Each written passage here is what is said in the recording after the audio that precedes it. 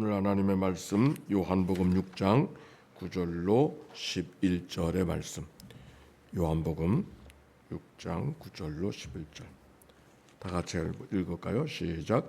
여기 한 아이가 있어 보리떡 5개의 그 2머리를 가지고 있나이다. 그러나 그것이 이 많은 사람에게 얼마나 되겠사옵나이까. 예수께서 이르시되 이 사람들로 함께하라 하시니 그곳에 잔디가 많은지라 사람들이 앉으니 수가 5,000명쯤 되더라. 예수께서 떡을 가져 축사하신 후에 앉아 있는 자들에게 나눠 주시고 물고기도 그렇게 그들의 원대로 주시니라. 아멘. 이는 생명의 말씀입니다. 우리 옆 사람하고 인사합시다. 사랑하고 축복합니다. 파리올림픽 시작이 됐습니다. 우리가 파리 가보신 분 계세요? 앉아서 파리를 다 구경하게 됐으니까 참 복이라고 생각해. 에펠탑도 보고 세인강도 보고 개선문도 보고 루브르 박물관도 이렇게 밖을 볼 수가 있었어요. 그동안 올림픽을 개최하면 당연히 스테디움에서 하는 걸로 생각을 했는데 이번에는 스테디움을 새로 짓지 않고 그냥 있는 것을 사용하기로 그렇게 돼서 아주 모든 그 파리의 그 여러 가지 일들을 그대로 놓고서 경기하는 모습 보니까 아주 새로운 경기가 되었어요. 참 그 아이디어가 역시 프랑스로구나 그런 생각이 저만 들었나? 네. 이로써 파리는 올림픽을 3번씩이나 주최하는 유일한 도시가 되어졌고 올림픽 문화를 명품 문화로 만들어가는 아주 특별한 올림픽이 돼서 다른 나라들은 흉내도 못 내겠다. 왜? 그런 도시가 없으니까 말이요. 그런 생각이 했습니다. 자, 오늘 성경 오병의 역사를 한번 봅시다. 예수님이 행하신 여러 기적을 통해서 많은 사람들이 지금 예수님을 쫓아다니는 거예요. 그 예수님이 큰 무리가 자기에게 오는 것을 보시고 제자 빌립에게 물었습니다. 이 사람들에게 빵을 구해 먹을 수가 있겠는가?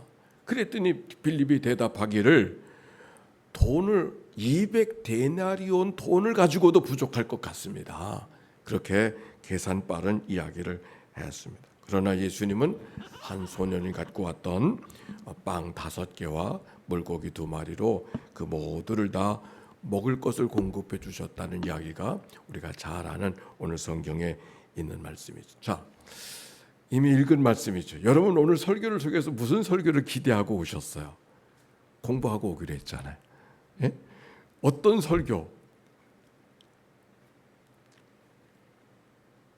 아마 우리들의 관심 속에는 대단한 기적이로구나. 남자만 5,000명이 도대체 몇 명이 먹을 수 있었을까?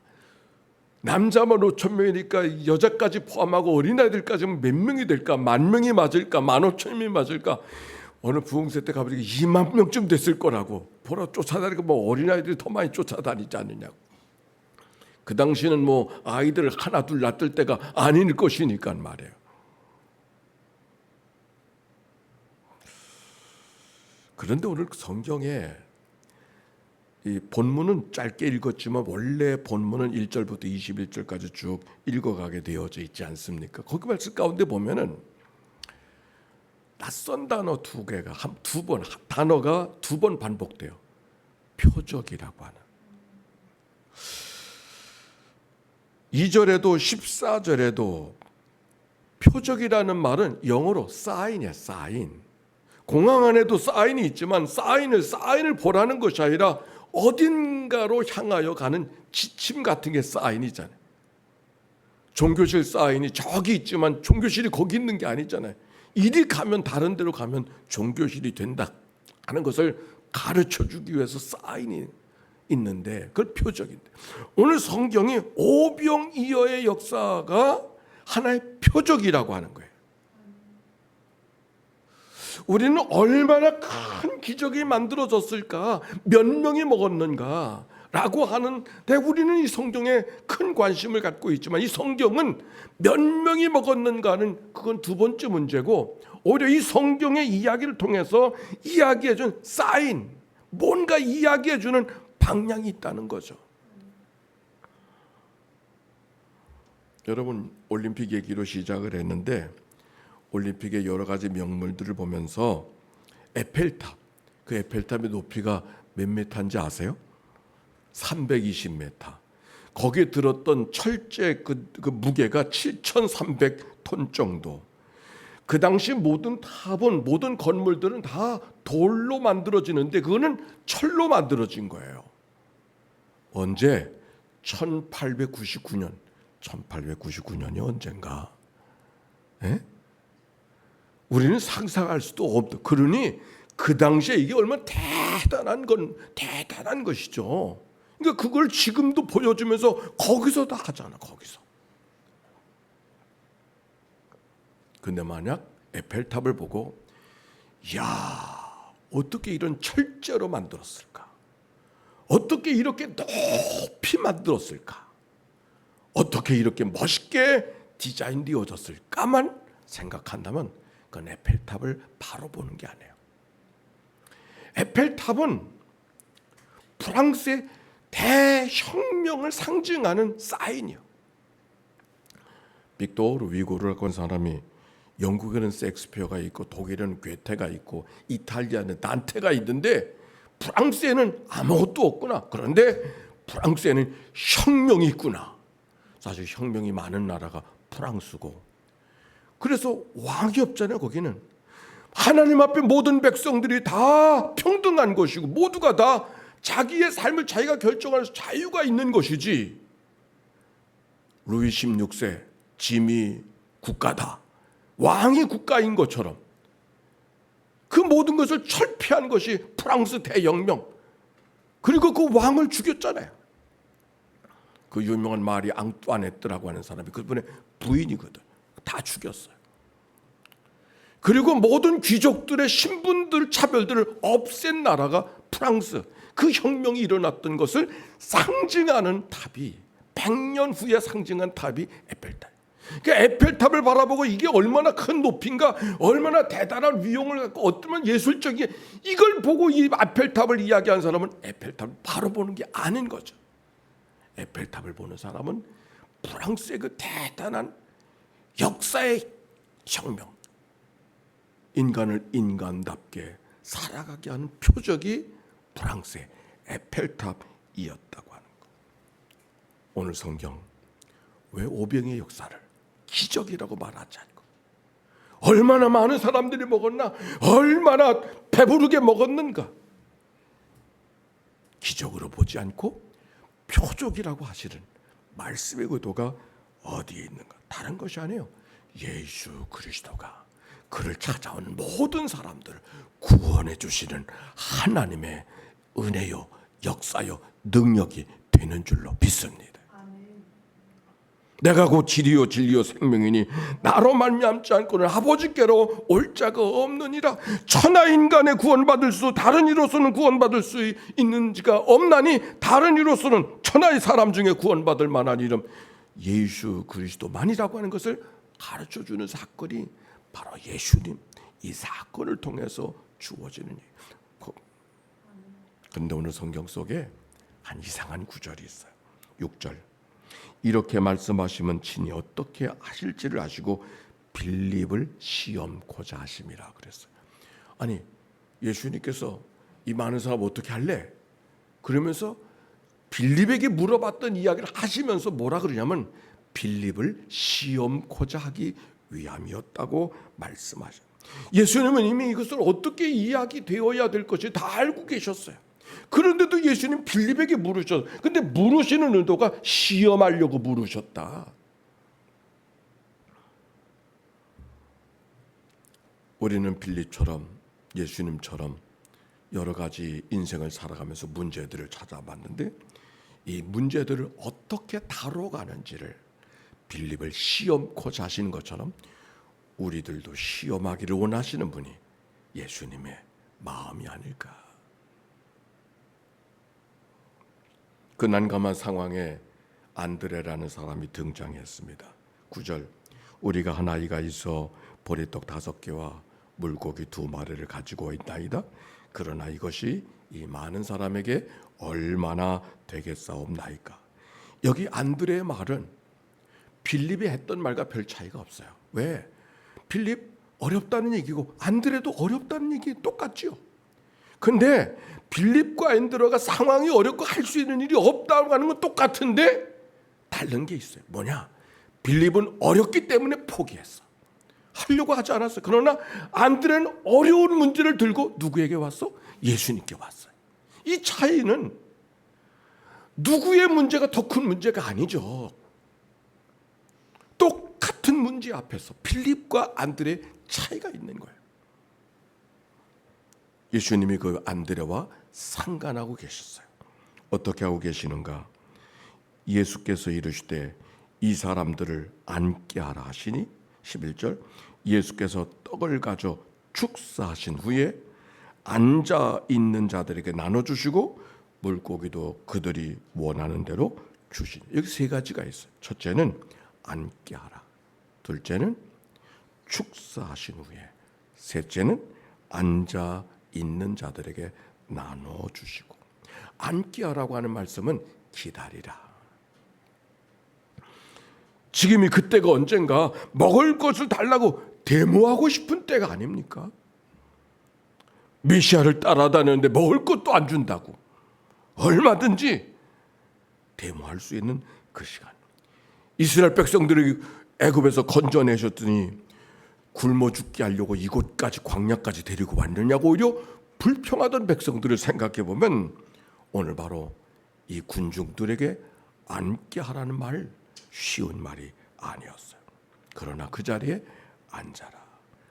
역사는 때가 필요한 것이고 때를 기다리라는 바로 주님의 가르침이 담겨 있는 거예요. 그리고 말씀하십니다. 축사하시고 뭐예요? 하나님께 감사하고. 있는 것 붙들고 없는 것 붙들고 불평하지 않고 있는 것 붙들고 하나님 앞에 감사했어요.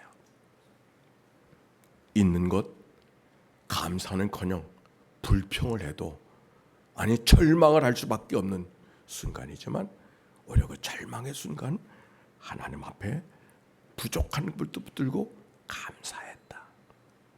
11절 그리고 앉은 자들에게 나눠주셨다. 있는 것들을 앉은 자들에게 나눠주시는 그 순종하는 제자들의 모습이 읽혀지고 있었습니다. 사실 나눈다고 하는 게 쉽지 않아요. 있어야 나누지. 그렇지 않아요? 지금 이 사람들 있는 거 가지고 나누는 거예요? 없는 것 갖고 하는 거예요. 마치 이 말씀은 잔치집에 포도주가 떨어졌는데 물 떠다 주라고 하는 것과 똑같아. 그러나 물 떠다 주라고 했지만 그 말씀에 순종한 하인들은 좋은 포도주가 어떻게 생겨났는지를 알고 있었다. 똑같은 이야기가 오늘 반복되고 있어요.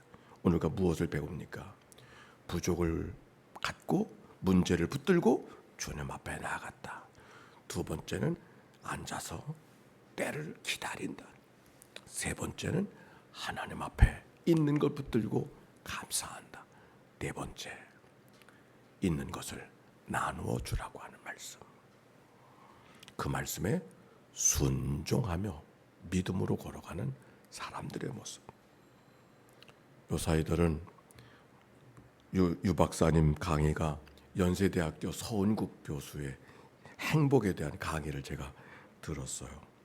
이 사람이 뭐 다른 행복을 얘기한 사람 많은데 다른 사람은 좀 달라요. 왜냐하면 이 사람은 행복을 과학적인 임상과학적으로 이게 풀어서 뇌 구조와 더불어서 설명하는 그런 특별한 강의를 하고 있더라고요. 아리스토텔레스 인간의 살아가는 목적이 행복이라 그러는데 여러분 어떻게 생각하십니까? 여러분도 행복을 원하십니까? 어떠세요? 대답하지 마세요. 서은국 교수가 한 얘기는 행복한 사람은 행복을 구하지 않는다는 거예요. 마치 사랑하는 사람은 시계를 보지 않는 것처럼 행복에 우리가 왜 행복하지 못하는가? 너무 행복을 이야기하니까 행복만을 위해서 인생을 살아가 인간은 행복을 위해 살아가는 존재가 아니라는 거예요. 그러면서 그가 행복은 노력해서 배운다고 되는 일이 아니라고 선국 교수가 그렇게 이야기했어요. 그러면서 몇 가지 이야기를 하는데, 사람들은 행복을 얻는다고 하는 것은 마치 좋은 것이 많아지면 행복해질 거라고 생각을 한다는 거예요. 그럼 뭐 틀린 말은 아니죠. 그래서 결혼도 하고 가정도 갖고 직장도 얻고 집도 짓고 좋은 차도 타고 다니고 좋은 옷도 입고 좋은 음식도 먹고, 근데 마치 그 좋은 것들 속에 사람들은 행복의 금가루가 묻어서 그 행복의 금가루들을 다 모으면 내게도 행복할 거라고 생각을 하는데, 그거는 착각이라는 거예요. 그러면서 예를 이렇게 들더라고요. 행복하기 위해서 사람들이 결혼을 하고 가정을 이루는데, 사실은 그 행복의, 그 최고의 행복이지만 그 최고의 행복은 3일이 지나지 않아서 신혼여행 다녀오면서 뚝 떨어진다는 거야. 행복에 대한 밀도가. 그래서 늘 행복한가? 만약 가진 것이 좋은 것을 많이 가지면 행복할 거라고 생각하면 강남에 사는 사람들은 늘 행복하고 춤을 추고 노래하는 일밖에 없겠지. 그렇습니까? 행복은 지혜가 필요한데, 무슨 지혜냐? 좋은 사람 만나는 게 행복이라는 거예요. 좋은 사람 만나는 게. 좋은 사람 만난다고 하는 건 누군가 내가 좋은 사람 되면 좋은 사람 만나는 거죠. 내가 좋은 사람 되면 좋은 사람 만나는 거예요. 제가 사실 이 말씀을 준비하면서 천목회 때가 기억이 났어요. 25살, 만 26살에 강화 천목회를 갔어요. 나이도 어렸지만 아는 게 뭐가 있겠어요. 참 기가 막힌, 지금 25살, 26살 아이들 보면 어떻게 내가 저 나이 때 목회를 나갔는데 아주 웃기지도 않는 거지, 생각해봐도. 나눠줄 게 뭐 있어? 나눠야 된다고 하는데, 나눠야 좋은 목사 되는 거고, 좋은, 나눌 게 뭐 있어? 아무것도 없어. 생활비도 없어. 내가 우리 사람한테 평생 두고두고 짐진 말이 있어요. 이제 뭐 없다 그러면, 산과들의 반찬이 널려져 있는데 뭘 걱정하느냐고 평생 가슴에 못을 박는 말을 제가 그때 그렇게 하면서 살았어요. 아무것도 없으니까. 현실이었어요. 목회를 하러 왔는데 경제적으로도 뭐 아무것도 없고, 뭐 아는 것도 없고, 설교 한마디 제대로 할 수 없는. 근데 내게 있던 것이 있었어요. 그게 뭔가 했더니 인사하는 거. 인사하는 거. 만나는 사람마다 인사. 모르니까, 부족하니까 만나는 사람마다, 그죠? 밀짚 모자 쓰고 고무신 신고 다니면서 자전거 타고 다니면서 사람들에게 인사하는 거. 근데 생각해 보니까 그 인사하는 거 가지고 목회 다 했어요. 나눌 게 없다고. 내가 가진 게 없는 뭐 나눌 게 뭐 있어. 근데 나도 나눌 게 있더라니까. 아무것도 없는데도, 누가 봐도 아무것도 없는 사람이야. 근데 나눌 게 있더라니까. 인사하는 거. 효성동 가서도 제가 그랬죠. 먼저 인사하자. 그게 그런 베개. 그다음에 웃으면서 인사하자. 그래서 인사가지고 목회하는 거예요. 세상에 부족한 것이 얼마나 많이 있습니까? 그러나 마음이 없는 거지. 마음이 없는 거지. 가진 게 없는 게 아니죠. 세상에 좋은 사람은 널려져 있어. 내가 좋은 사람 되기만 하면 얼마든지 좋은 사람 만날 수 있고, 어떤 것들보다도 좋은 사람 만나는 것이 행복의 밀도가, 행복한 사람의 모습. 나는 우리 공항에 이 만남이, 함께 예비하는 모든 자들이 좋은 사람으로 만나는 행복의 자리가, 오병이의 역사가 풍성한 빈들에서, 아무것도 없는 빈들에서도 넉넉한 잔치가 만들어지는 그런 은혜가 날마다 계속되어지는 예배와 우리 모두가 되어지기를 주의 이름으로 축원합니다.